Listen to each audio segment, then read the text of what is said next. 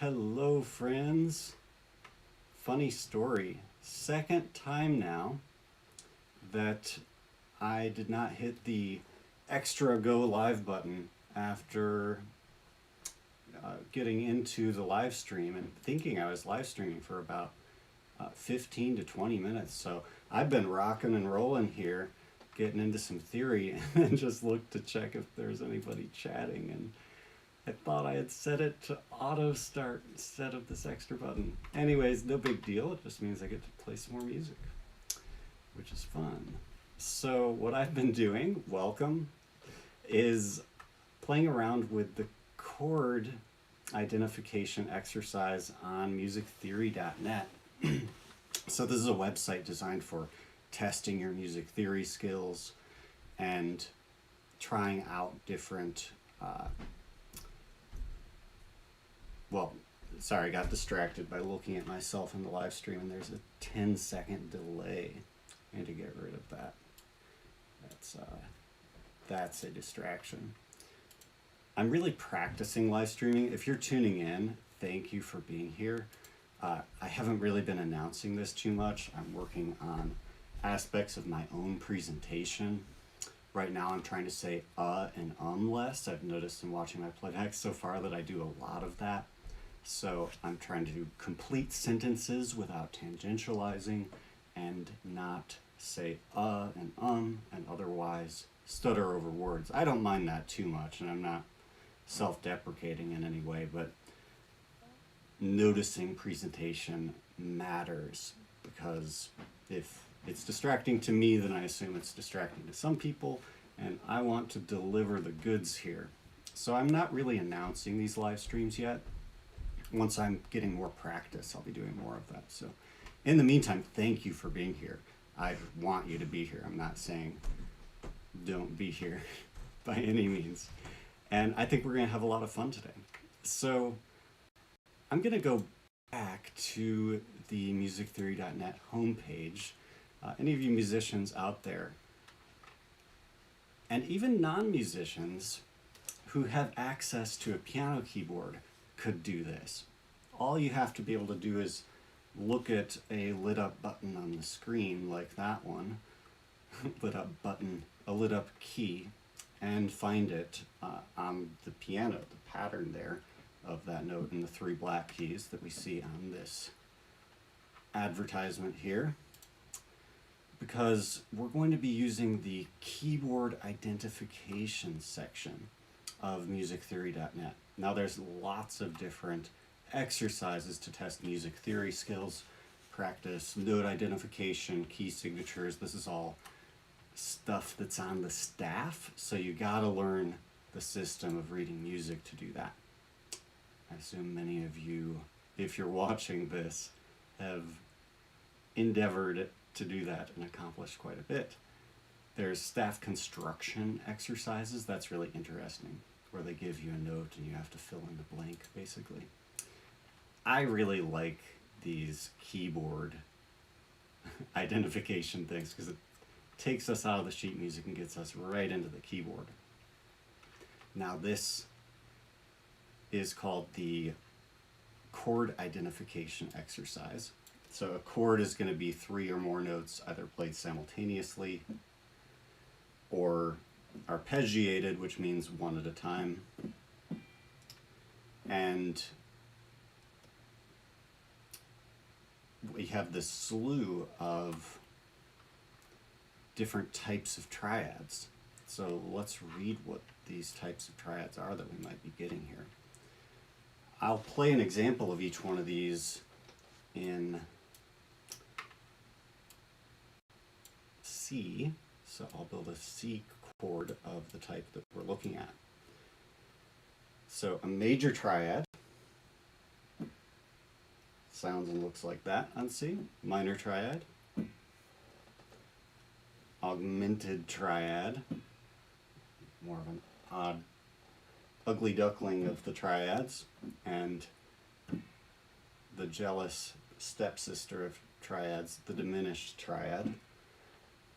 Now the dominant seventh is a very common chord. and then our major seventh. So what's going on with the difference between triads and sevenths? A triad is, as implied in the name, tri, a group of 3 notes. And the reason when we add a 4th note is called a 7th chord is because the names of the notes within the chord for a triad are the root, the 3rd, and the 5th. Now, why are they called the root, the 3rd, and the 5th? If you count, we'll just use C major as an example here. The root would be the 1st scale degree or chord tone, and then we'd count up from there. 1, 2, 3, and then 4, 5. So we're playing a root, 3rd, and a 5th.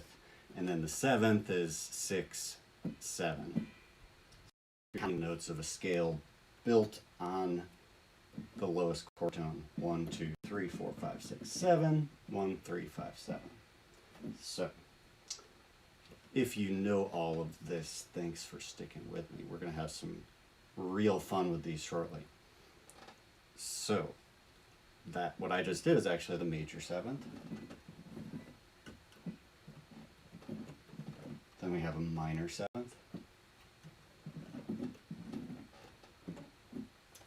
Minor major 7th. This is a spicy one.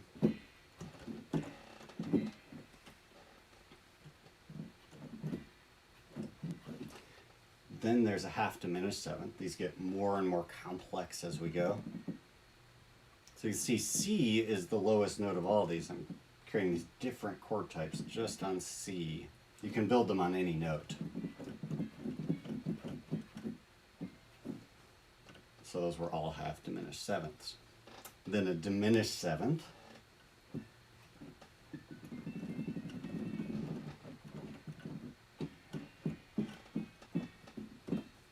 It's a very demonic sounding chord.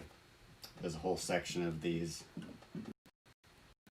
in the Moonlight Sonata, and lots of Beethoven, Mozart, and so on. It's a great sound. Augmented 7th is interesting. It's like a dominant 7th combined with an augmented triad. It's got this kind of mysterious quality to it. Augmented major 7th. I find this to have a very similar tonality to the minor major 7th.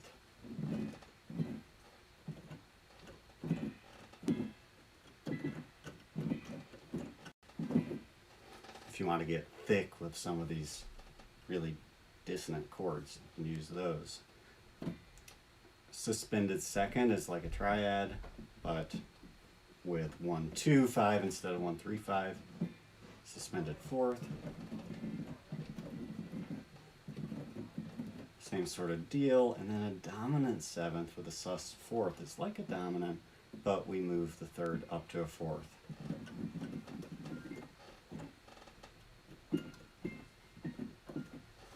So, what are we doing with these different chord types? We're just going to have the exercise here randomly generate chords, and we're going to play with them. So you don't really have to even know the names of the chords to do this. If you open this up and just click a bunch of buttons, that's what I tell my students to do. Just don't even really worry about what type of chord it is. Just get all of them wrong. There it is. It's a dominant 7th, sus 4th. Now, I know that, but I don't really... There's two sides of it. I do care, but there's another side of me that doesn't care. If I'm improvising, I'm immersed in the sound and the music, and I see the pattern, and I'm experienced enough in how it works with things, but a lot of that experience of how it works when I'm playing is not so much from doing a bunch of analysis and then imitating other composers and figuring out how to do it right. I just play with it. Let's move it around chromatically.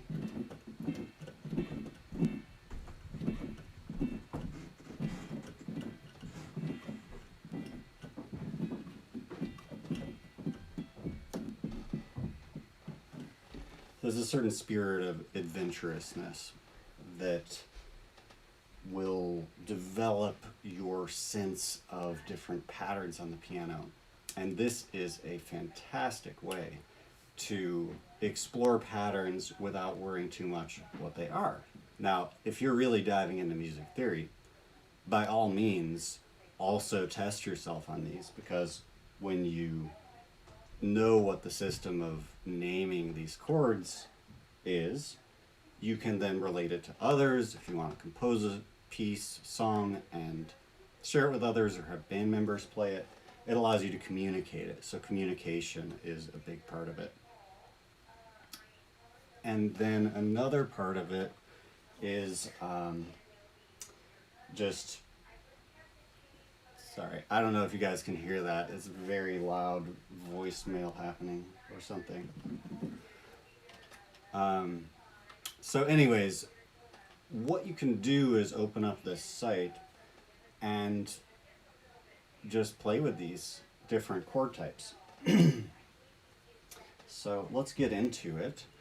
What I'm going to do is create randomized chord progressions by playing some music using this chord and whatever mood it strikes me, and then having it generate another random chord, and then creating music that goes from the first chord to the second chord. We come up with a lot of interesting things.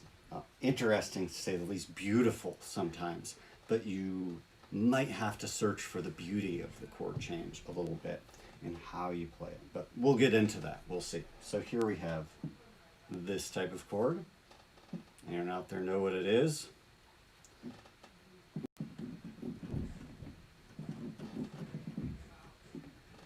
Type it in the chat or the comments if you do. If you don't, just enjoy it. It's a nice sounding chord.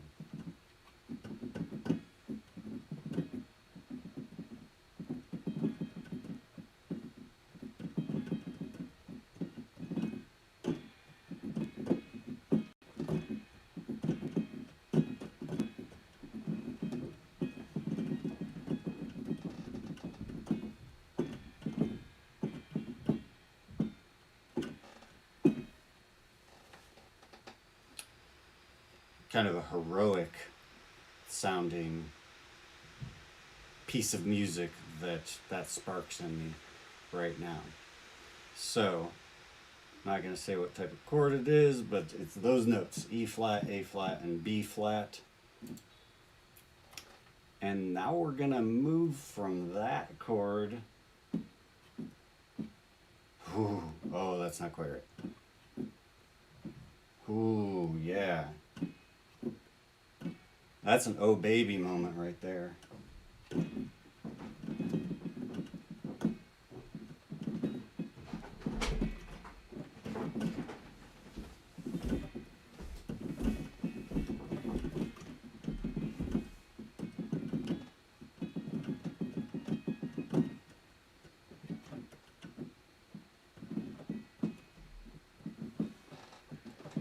I'm live streaming. It's on. I couldn't find it. It's on now. Okay. I wasn't on before. So. Okay. But you're, yep. Yes, I wasn't on before because I was here just playing by myself.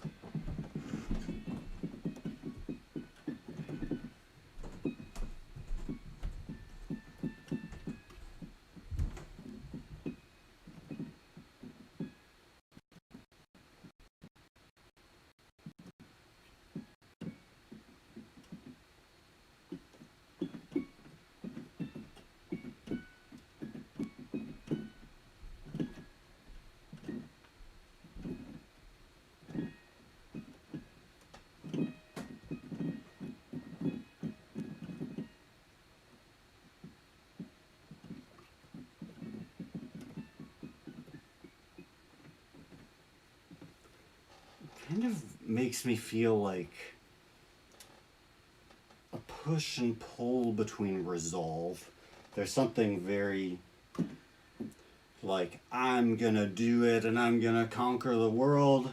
I'm gonna overcome obstacles and return grace and goodness to the kingdom. And then this.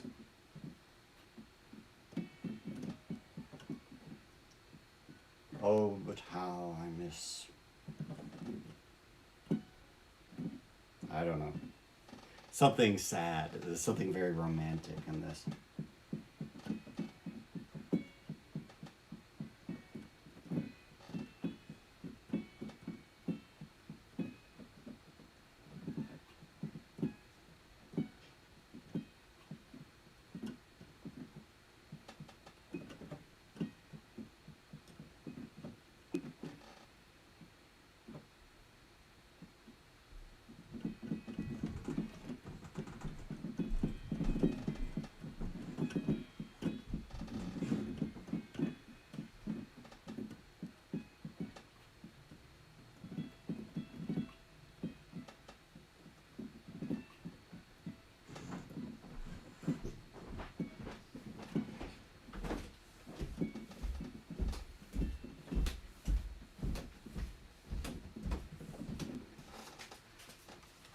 So,